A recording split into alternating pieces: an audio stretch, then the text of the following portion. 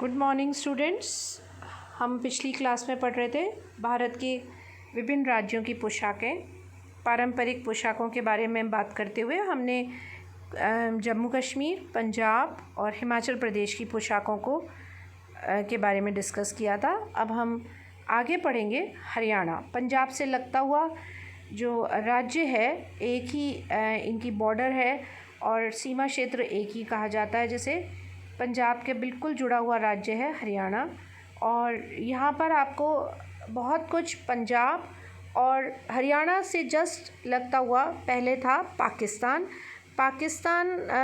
जब हमारे ही देश में था विभाजन से पूर्व, तब आपको बहुत कुछ संस्कृति हरियाणा में एक मिली जुली संस्कृति दिखेगी। कुछ पंजाब की, कुछ पंजाब से जो पंजाब का क्षेत्र जुड़ा हुआ था पाकिस्तान से, पाकिस्तान की, और कुछ मिलेगी आपको राजस्थान की।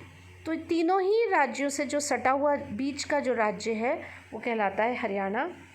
यहाँ पर पुरुष पहनते हैं धोती, कुर्ता, शर्ट और सिर पे पगड़ी।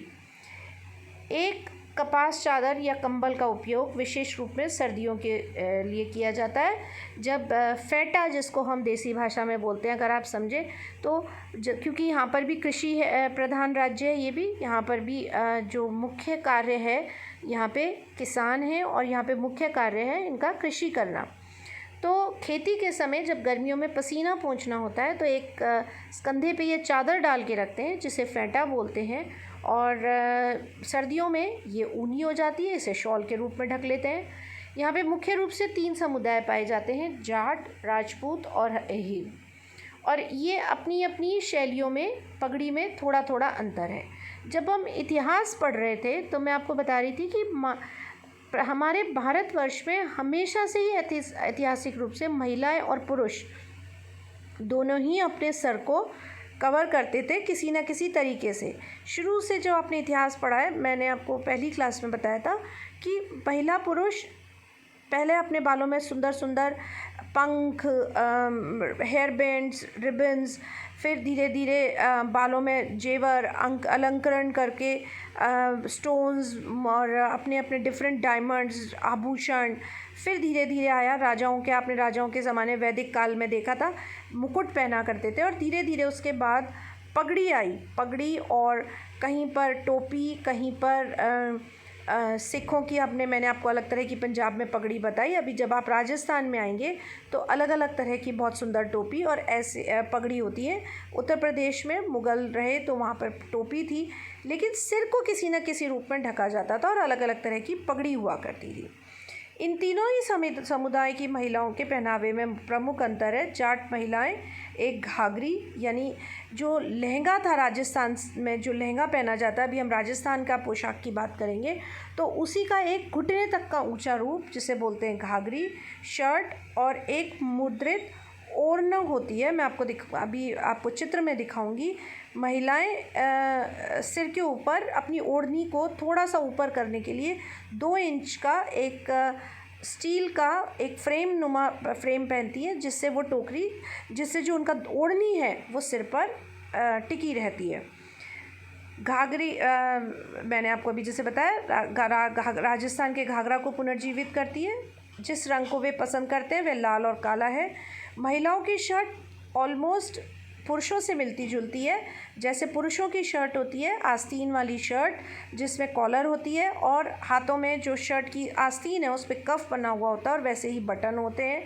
शर्ट लंबी भी हो सकती है, छोटी भी हो सकती है। जैसे जैसे फैशन बदलाव आता है, महिलाएं अपने अपनी परिधानों में थोड़ा बहुत हेर फेर करती रहती हैं। और कुछ महिलाओं की पसंद आज भी सलवार कमीज़ बनी हुई है, क्योंकि वहाँ पे पंजाब का प्रभाव है। अहिर महिलाएं लहंगा नामक स्कर्ट और ओढ़ने के साथ एंगिया नामक ब्लाउज़ पहनती है। अंगिया जिसे बोलते हैं, अगर आप राजस्थान और गुजरात में देखेंगे तो एक छोटा चोली नुमा ब्लाउज़ होता है जिसे बोलते हैं अंगिया, और वो वहाँ पर उसका प्रभाव वहाँ पर भी दिखता है। और ना मौसम को कवर करने के लिए पर्याप्त व्यापक है। एक आम तौर पर सिल्वर फ्रिंज के साथ रेड या येलो होता है। राजपूत महिलाओं की पोशाक अहिर महिलाओं के समान होती है, लेकिन ओढ़ना सफ़ेद जालर का होता है। ये देखिए, आपको ये देखने में मिलेगा। ये रही इनकी घाघरी, साथ में शर्ट, और वो ओढ़ना ऊपर से पहनती हैं, जिसे बोलते हैं ठेल। हरियाणा के जाट समुदाय से इसे ठेल भी कहा जाता है। चमकदार भारी कपड़े से बना हुआ घाघरा, इस पोशाक को ठेल कहते हैं। प्रिंटेड ओढ़नी होती है, या फिर उस पर कई बार काम भी किया हुआ होता है गोटा का, और इसका किनारी बनी हुई होती है। यह एक भारतीय परिधान का शैली का हिस्सा रहा है, और आपने हरियाणवी गीत कई बार सुने होंगे और हरियाणवी डांस बहुत देखा होगा, जो ट्रेडिशनल डांस होता है हरियाणा में। और ये पारंपरिक नृत्य भी हमेशा जब इनकी खेती या बैसाख के टाइम पे करते हैं, नृत्य बहुत देखा जाता है। मुख्य रूप से सूती कपड़े से बनाई जाने वाली ये पोशाक आजकल शिफॉन, जॉर्जेट आदि में भी उपलब्ध है। घाघरे की लंबाई घुटने तक होती है, और महिलाएं इसे कमीज़ के साथ पहनती हैं। ये देखिए चित्र पुरुष और महिलाओं के। पुरुष में कुर्ता पहनते हैं जो जांग तक लंबा होता है, सिर पर पगड़ी डालते हैं, नीचे ये धोती होती है लांगदार धोती के साथ साथ कई बार जो पुरुष बदलाव चाहते हैं तो वे पठानी की स्टाइल में कुर्ता और सलवार भी पहन लेते हैं। इसके बाद ठीक नीचे, हरियाणा के बाद पंजाब और हरियाणा से नीचे आता है उत्तर प्रदेश। उत्तर प्रदेश भारतीय इतिहास में उनकी पोशाक के लिए महत्वपूर्ण राज्य है, क्योंकि इसमें वेशभूषा के मिश्रण के साथ साथ हिंदू और मुस्लिम संस्कृति दोनों का मिश्रण है। मैं आपको इतिहास जब पढ़ा रही थी तब आपको बता रही थी, भारतीय इतिहास में जो ये पठान थे, ये जब हिमाचल और हिमालय की पहाड़ियों को क्रॉस करते हुए आए तो इन्होंने अपनी राजधानी उत्तर प्रदेश की में लखनऊ को बनाया। हुमायूं की और बाबर की राजधानी रही लखनऊ, और फिर हुमायूं का जन्म हिंदुस्तान में ही हुआ, इसलिए उन्हें यहाँ पर हमारा देश यहीं पे पसंद आने लगा, और उन्होंने क्रूरता को छोड़ और उन्होंने भारत देश को अपनाया, और उन्हीं के पुत्र हुए अकबर ने 100 साल तक राज्य किया, और उन्होंने बहुत हमारे इस मुग़ल राज्य को आगे से मुग़ल जो काल था इसको काफ़ी बढ़ाया, और इन्होंने हस्तकला को, बुनाई को, बुनकरों को और कढ़ाई को, विशेषकर वस्त्रों को बहुत बढ़ावा दिया, और उन्होंने अपनी राजधानी आगरा बनाया। तो इस प्रकार पूरा उत्तर प्रदेश एक तरह से मुग़लों की राजधानी रहा, और उनके द्वारा पहने जाने वाले, उन्होंने हिंदुओं को भी साथ में अपनाया, इसीलिए हिंदू मुस्लिम संस्कृति का मिश्रण मिलता है। घाघरा और चोली हिंदू महिलाओं द्वारा पहने और अच्छी तरह से स्वीकार किए जाते हैं। महिला के प्रमुख परिधान में साड़ी और ब्लाउज शामिल हैं। घाघरा, चोली, घूंघट एक विशेष शैली में पहने जाते हैं, और साड़ी के लिए भी समान पैटर्न बनाया जाने लगा। पेटीकोट नामक मूल परिधान की मदद से साड़ी को पहना जाता है। नीचे पेटीकोट होता है, आप सभी ने ये कॉमनली आज बहुत यूज़ होता है, इसलिए आप समझ सकते हैं इसको। ऊपरी वस्त्र या ब्लाउज़ आस्तीन वाला होता था। साड़ी के सामने को कमर से शुरू कर लपेटा जाता है, और आगे से इसमें पटलियाँ देकर लाकर, पीछे से लाकर शेष भाग और इसे दाहिने कंधे पर टिका दिया जाता है। यहाँ 2 प्रकार की साड़ियाँ होती हैं, लगभग जिनकी लंबाई 5.5 गज होती है, और दूसरी एक छोटी लंबाई की साड़ी भी होती है। उत्तर प्रदेश की राजधानी लखनऊ सफ़ेद काम के लिए प्रसिद्ध है, जिसे बोलते हैं चिकनकारी। आप सब ने देखा है चिकनकारी, सफ़ेद वस्त्र पर, महीन वस्त्र पर जो ढाका की मलमल जो बंगाल से होते हुए आती थी, ढाका से, और उस मलमल के ऊपर, क्योंकि उत्तर प्रदेश में गर्मी पड़ती है और गंगा के किनारे समतल मैदानों पे बसा हुआ ये उत्तर प्रदेश है।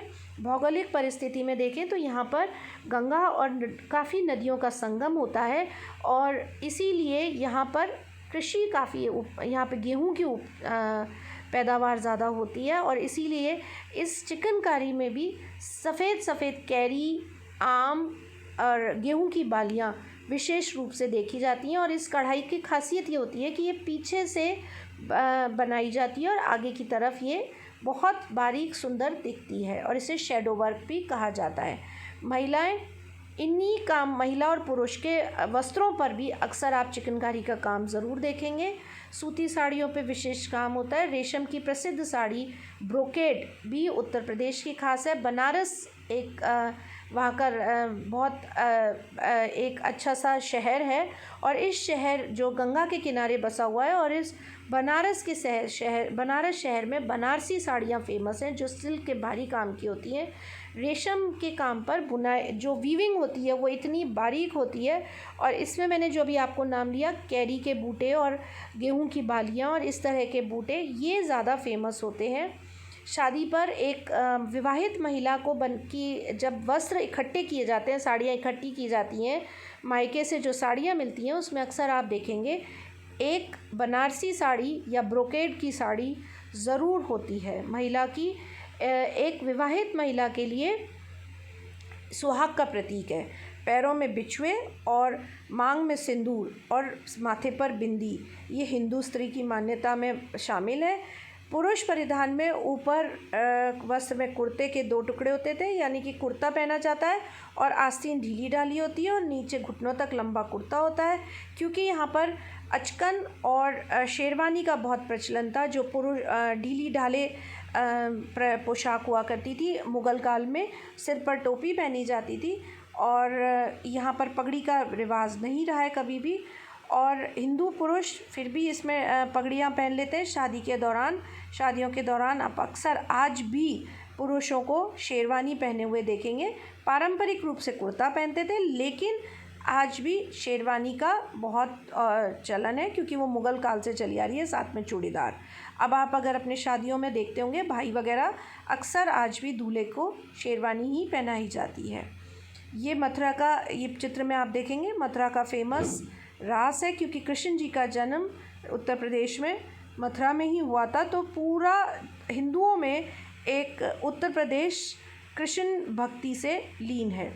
ये यहाँ का चित्र मैं जो दिखा रही हूँ इसमें मुग़ल शैली दिख रही है। अनारकली लहंगा, अनारकली कुर्ता और साथ में चूड़ीदार। ये उत्तर प्रदेश का कथक नृत्य जो क्लासिकल डांस है वो फेमस डांस, और यहाँ पर इसमें मुग़ल शैली दिखती है। ये आप देख रहे हैं अचकन और चूड़ीदार, ये आज भी शादी विवाह के समारोह में अवसर पर पुरुष पहनते हैं। ये थे आपके उत्तर प्रदेश और हरियाणा की पोशाक। अगली क्लास में हम अगले और राज्यों के बारे में बात करेंगे।